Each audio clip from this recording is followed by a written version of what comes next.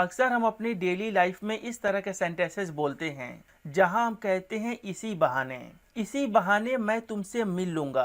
तो इस सेंटेंस को ट्रांसलेट करने के लिए सबसे पहले आप लिखेंगे सब्जेक्ट वर्ब ऑब्जेक्ट, उसके बाद आप लिखेंगे ऑन दिस एक्सक्यूज, जिसका मतलब होता है इसी बहाने।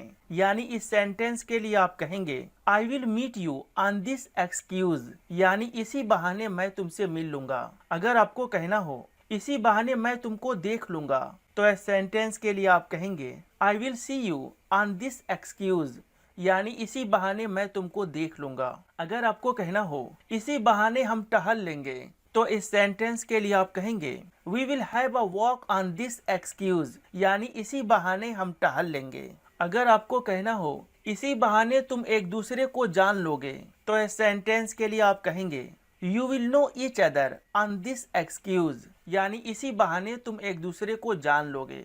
अगर आपको कहना हो उसी बहाने, तो आप कहेंगे ऑन दैट एक्सक्यूज, जैसे उसी बहाने हम कुछ बात कर लेंगे।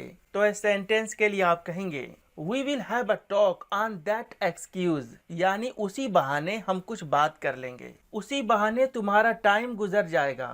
तो इस सेंटेंस के लिए आप कहेंगे you will pass your time on that excuse. उम्मीद करता हूँ कि आपने बड़े शानदार तरीके से सीखा कि ऑन दिस एक्सक्यूज का मतलब होता है इसी बहाने और ऑन दैट एक्सक्यूज का मतलब होता है उसी बहाने।